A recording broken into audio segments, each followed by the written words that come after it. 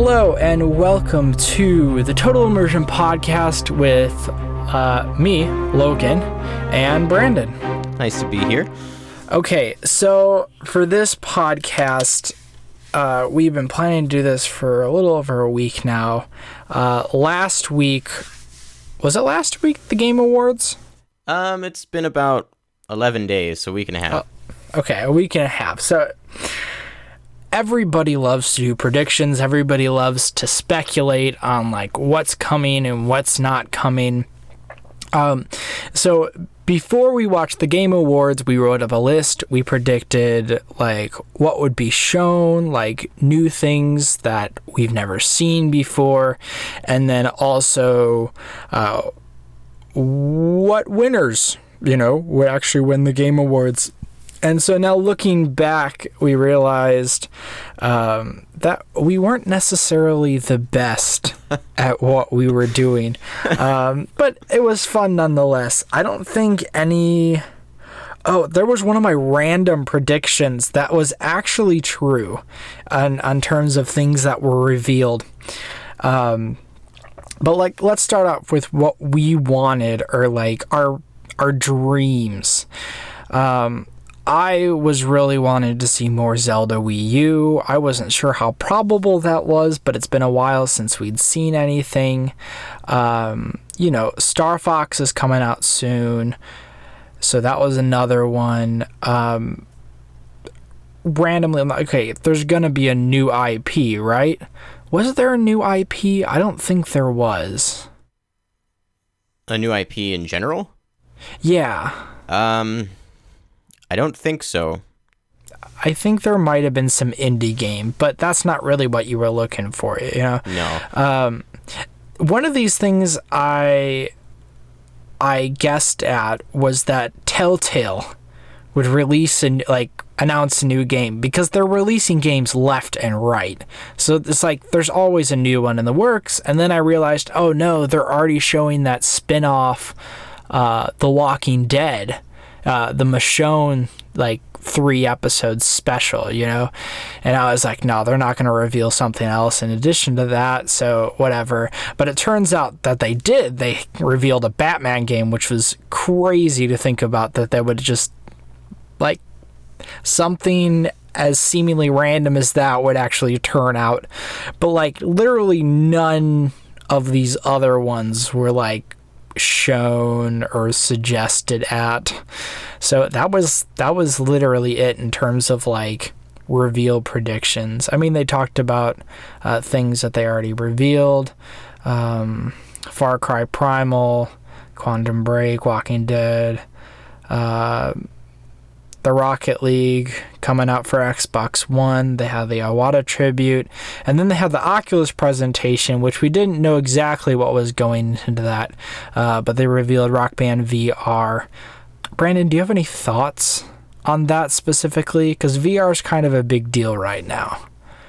Well, with Rock Band VR, I don't personally think that VR was going to play a big role in the gameplay of Rock Band. So, Rock Band itself isn't going to change, but the way that you immerse yourself in that game is going to change drastically.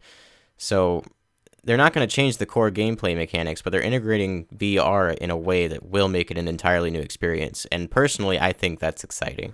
Okay. One of the actually common criticisms after I saw that, I was on Reddit, and there was this big post. It got to the top of Reddit on r/all, and it was criticizing Oculus for essentially dividing the VR market right off the bat. And so they're introducing this new technology, and essentially they're criticizing it for just being another console war. And this is obviously a bunch of PC gamers, but still, if you're going to get a VR headset, you'd imagine that all the VR headsets would be relatively similar. They'd be like monitors in a sense. You know what I mean? Mm-hmm. Some would have a higher refresh rate, some would have brighter colors, that kind of thing. And you get to decide what you want to do with that. But with the VR, what's happening is a lot of them are having their own peripherals, or they're getting exclusive games. And so I know for console people, like, it really doesn't matter unless you're on like PS4, but then you only have that one option of PlayStation VR, which is understandable. But for like people on PC, people who play on computer, like, it's not a very desirable thing what's happening with that. Well, to me, like, they're introducing all of these different VR headsets for all the different competitors, and even just as regular devices for even smartphones and other things. But to me, you can't just introduce a bunch of different devices for a market that doesn't exist yet. You're going to confuse the consumer. You might even kill off the entire concept before it even has a chance to flourish. Like, you have DVD HD and Blu-ray coming out around the same time. Obviously, one of those did not survive. Right. It wouldn't surprise me if 3 out of the 4 VR headsets, or however many there are, just don't make it. There are some like smaller ones that are really promising that don't get talked a lot. The big ones, obviously, PlayStation VR, which is the only reason that is significant is because it's coming to PlayStation, and these other VR headsets at this point are focusing on PC because that's what's accessible.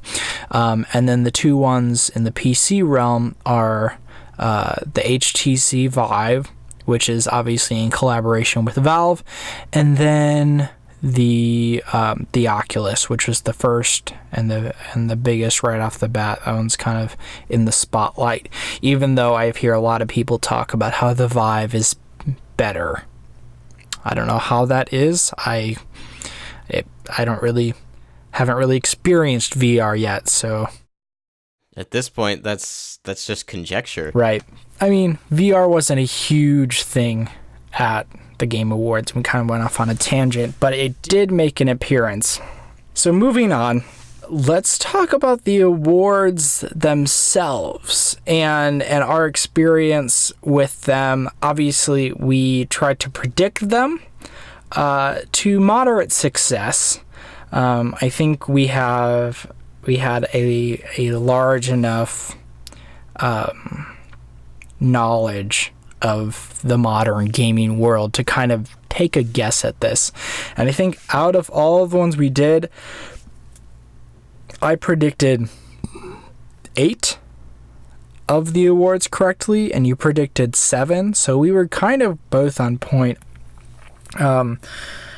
Let's start with like some of the fan voted. So most anticipated game was not a shocker. No Man's Sky. Yeah. We both guessed that. We were kind of like, yeah, this is a no-brainer. It kind of went back under the radar. They've been having like technical issues or something like that in development, but it's still coming. We're all anticipating it next year. We did not get Trending Gamer right. Brandon, who did you think was gonna get Trending Gamer? I honestly thought it was going to be Markiplier, and I'm pretty sure most people that watched the awards show were thinking it was going to be Markiplier or PewDiePie. Right. Instead, we got Greg Miller, former IGN journalist, who now runs his own show. Now, I've not seen his show, but the general reaction I gauged from people at the awards show is, who is this guy? Yeah. Okay, I didn't even know he moved on from IGN. I don't think it was a very good leave. I feel like there was some issues in there, but that's really all I know. I was, however, kind of impressed with what he had to say for his speech. Okay. If you remember that. I actually don't remember. I kind of was distracted at that part. It wasn't one of the things that I really paid attention to. Well, during his speech, he went off on an incredible tangent. He decided to take time to praise the developers that don't get noticed. That random name in the credit scene that you you don't see because it's scrolling by. And he went on like a 2-minute rant praising those people and saying that they're the reason the industry thrives and they're the reason that the games are good and the reason we love them in the first place. And, you know, with these award shows, really the only people that get recognized are the directors or the voice actors, the people kind of helming these projects. So I thought it was really noble of him to take the time to recognize that. Yeah, that's really good. Although it is interesting to note that, like, you know, the way gamers perceive, like, the directors of games or the designers of these games nowadays is something akin, you know, to authors of books or directors of movies. Like, games just have that kind of notoriety now. I mean, for God's sake, we even have esports, which is a great transition into the esports game of the year, which I don't watch esports, but I see a lot of posts online about this game or that game, and obviously, like, two of the big ones, you got, like, all these MOBAs, so you got Dota 2 and LoL, but, you know, those were kind of focused on last year. A lot of the bigger ones recently, not necessarily bigger than those two, but that have gained more notoriety are, like, games like Hearthstone or CSGO. And so I just saw a ton of stuff for CSGO. So I was like, I have a feeling this game is super popular. It's recently got into the esports game. Like, that's what I feel is going to take it. And it did. Although I've never played the game before. Still, I don't know. I have. What are your thoughts? It's CSGO. The first time you play it, you're going to die a lot. But you're going to realize it's your own fault. The game is fast-paced, it's deep, it's a lot of fun, and it's obvious to see why it's grown so highly in the community. So just on technical skill alone, I feel like that game is so deserving of eSport Game of the Year. See, that's the other thing is, like, esports, you can't have, like, a Mario Party game in esports. You know, that just doesn't make sense. Like, so, I mean, there's some games, like, that you play and you're like, man, this is really cool, but this was a total fluke over here. And so a lot of these good esports games are, you know, I feel like they just have to find this balance of, like, control. Like, it has to actually take skill. You know, it has to be well designed. It has to be fun and be enjoyable, which all these games, to a great audience, they are.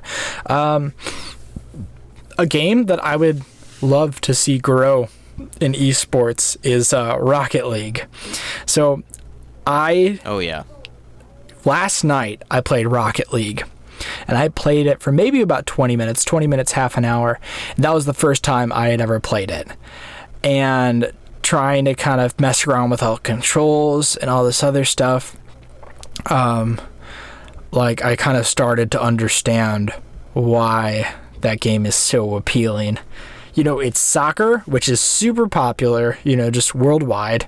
And then it's just, oh, look, you're also driving. You're in this arena. You can drive up walls. Have you played Rocket League? Oh my gosh, Brandon. Yeah, it's quite worth the experience. You have, like, this double jump function, you know, and then while you're in the air, you have control over the rotation of your vehicle. And so the second jump is all, like, if you just press it twice without, like, touching, like, if you're playing with a controller, like, touching the analog stick, you'll just kind of pop up again. And then if you press a certain, like, direction, when you do it, you'll, like, jump that direction. So I didn't fully understand that until I actually played the game and had some experience with it. But, you know, there is, like, that basic amount of control that makes that game essentially functional in that way. And that's, I don't know, it just made sense. Well, Well, games like that have very simple controls can really go a long way. Like games like Smash Brothers and Splatoon are very simple in design, but it's that simplicity that makes the game so complex. I mean, you look at, regular sports in general. Look how simple of a game soccer is, like inherently. Yeah. Okay, so talking about just sports multiplayer games, the best sports game went to Rocket League, which is great. It totally deserves it, especially after really experiencing it last night. You and I both predicted that correctly. Other multiplayer games, the best multiplayer award went to Splatoon. And I have gotten more experience with Splatoon. It's definitely even more accessible than Rocket League is. Just super off kilter. For Nintendo and for anybody, like, this game is it's really different. I hold that game and Rocket League in kind of the same light because they're so different. They're such unique concepts that they really change the genres that they're built under. And I feel like that's why those games were pushed above the threshold to make them win these awards they did. So, okay, genre. What would you fit Rocket League into? Obviously, it's a sports game, but it like combines like driving, but it's not really like a racing game. I mean, ultimately, it's just like it's another sports game, but instead of like controlling like a human avatar or a character, it's a car. Like combining mechanics of other games makes you wonder what's actually like possible. What else can we put cars into and make games out of? Well, Splatoon kind of does the same thing, not quite to the to the level of obscurity that Rocket League does it. I mean, it's combining elements of like Mario Galaxy style platforming and then a third person shooter. Right. And then with Rocket League, like you said, you've got cars and soccer. Right. Mixing these genres together is what makes these experiences so exciting because you've never done it before. Right. And it's so outlandish in the first place. Yeah. Also, like, especially like talking about Rocket League, obviously Splatoon was bound to look great because it's Nintendo, but it's also very simplistic. It's just very colorful. But even Rocket League has, it's not trying to be like overly like detailistic, it's got kind of a nice wash over. It's very clean. So talking about games that just look really good, one of the other awards that you correctly predicted, but I did not, was Best Art Direction. I had some qualms with this category. Just to preface this. Right. Every game nominated for this category, except for the one that I picked, Ori and the Blind Forest, used photorealistic graphics. Right. To me, and I mean, this is a slight bias, to me that is not an equivalent to art direction. Because for 4 of the 5 games, or however many, to be photorealistic, that's all the same art direction.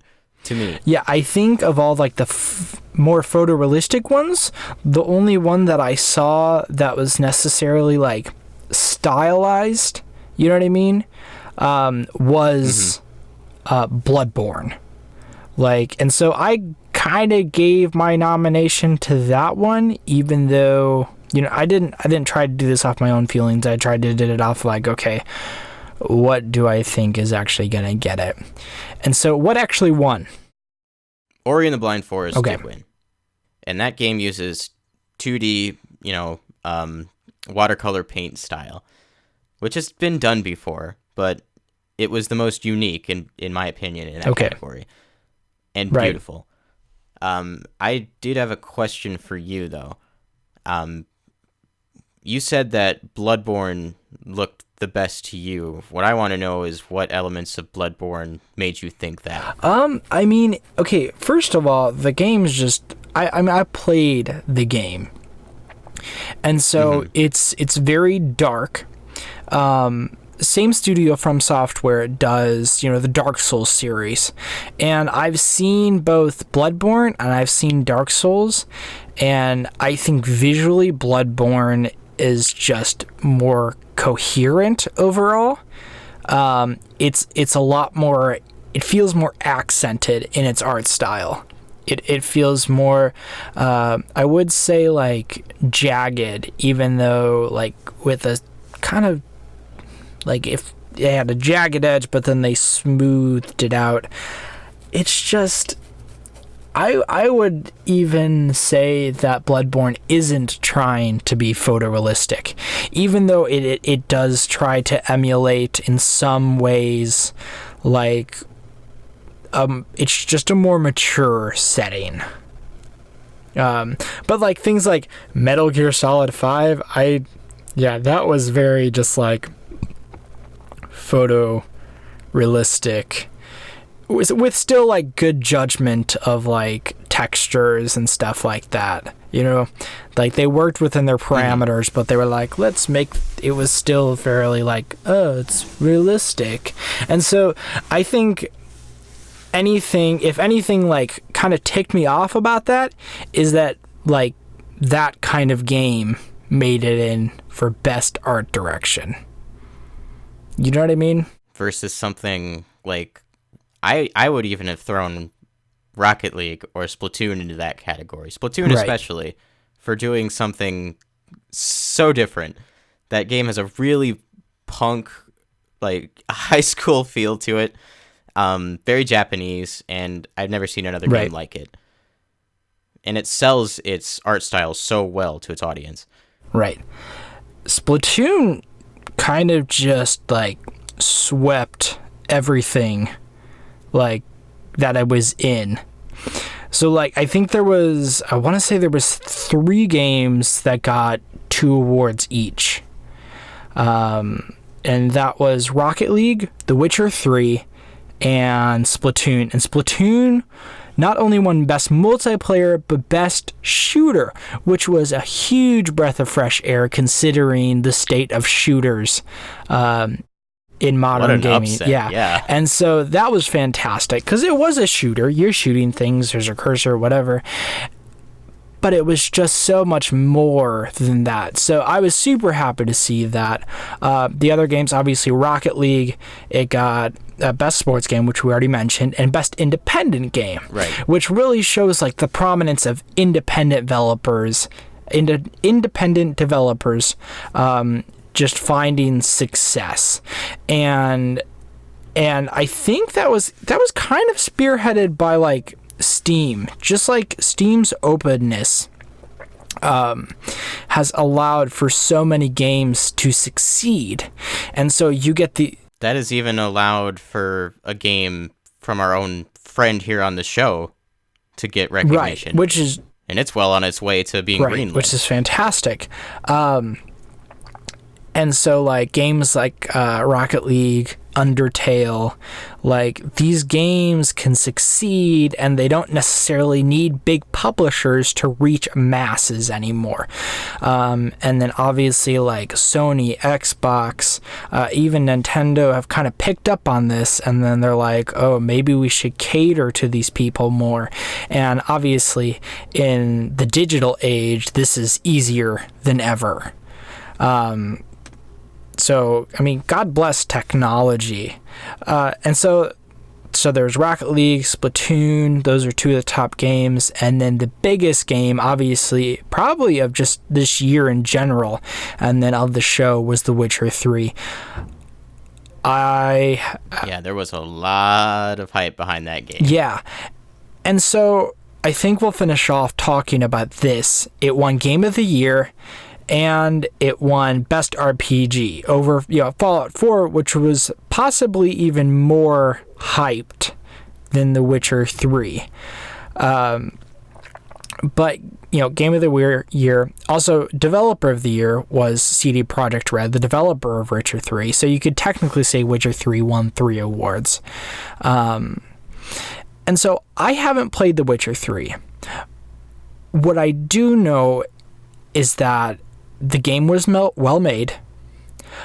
When it was released, it did not bomb. They released it on the two major consoles, PS4 and Xbox One, and PC. And guess what? The PC port worked. It was not god-awful Batman Arkham Knight. It did not have major issues, such as Fallout 4.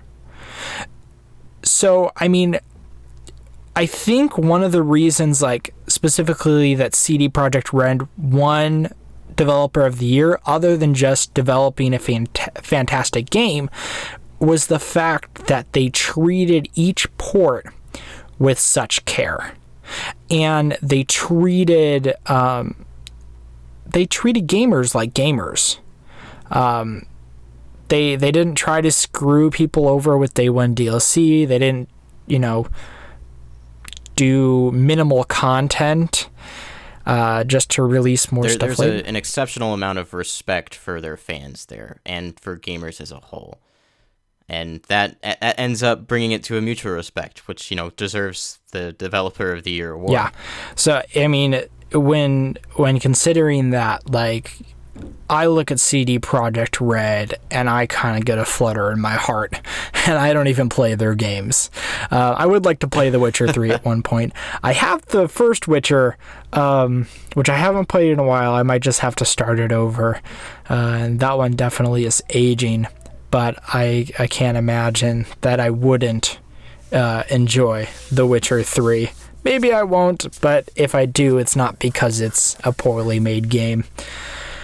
So ultimately, I mean, we don't really have a lot to talk about. All these other awards, I had no idea on some of these other ones. Best mobile handheld game was an upset. We were like totally Monster Hunter 4 Ultimate. I mean, obviously it's a fantastic game. We played a bunch, and then it went to that Lara Croft game. Which I had honestly never heard of. Yeah, it's like some mobile game. Maybe I'll check it out if I can. But yeah, ultimately, like that's it. So let me just ask you this. What were your opinions overall, like, on the Game Awards? If you had to give it, like, a score out of 10. If I was to give it a score out of 10, I'd probably give it between a 7 and an 8. It was a definite improvement over last year's program, making it shorter, less world premieres, putting more focus and attention into the awards themselves. Those really went a long way for making the awards show, 1, more enjoyable to watch, and 2, better for the industry. However, the things that I did not like about the awards show, there were some presenters, some announcers who are obviously not part of the games industry or practiced well enough to be on stage yet. I forget her name, but there was one that was on stage that was just bombing her entire performance. And that was not forgotten by most of the people that watched it. Also, the end of the show, I think, was kind of weak, with Deadmau5 on stage. Yeah, that was kind of awkward.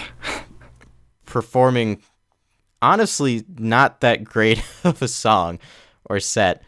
It started off great, did not end well, and he basically said, "Everybody go home, I'm done." Yeah, I think I would have to agree with you. I thought some of the musical performances were really awkward. I don't know how they would have made that work, really. Like, even Churches, I was a huge fan of, but I still was like, this just feels weird. And it's such a letdown from last year, because they had Koji Kondo and Lindsey Sterling, who are both adamant in video game music. They made in some way sense with that, and obviously there were fantastic performers as well. So overall, I think I would have to agree with you. I mean, I was actually thinking like 7.5. So between 7 and 8. Like, it wasn't the best thing ever, but it definitely wasn't like a disappointment. So yeah, let's hope they can continue to improve year over year. Well, they're going to have me still watching. I'll watch next year. But that's all I have to say. Any last comments? I do actually have one last comment. I want to give a huge shout out and props to Jeff Keighley for trying so hard to make the Game Awards something that the industry would care about, something that the industry could be proud of. And, like we just mentioned, there were major improvements over last year, some things maybe not so much, but he's going to continue to try and make it better and better every year so that we can all come together and appreciate the games that we love. Yeah, definitely. That's my last comment. Also, I think more than any other industry, I think the gaming industry is an industry of fans. You have the people who are money hungry, but for the vast majority of the time, the industry is just filled with gamers who want to make games and they don't want to screw anybody else.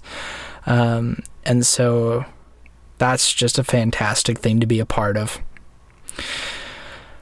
Yeah, for sure. But anyway, that's it. This has been Logan and Brandon, and for Total Immersion Podcast.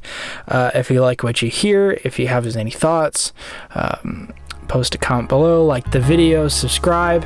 That's all great, and thank you very much. Bye-bye. We'll see ya.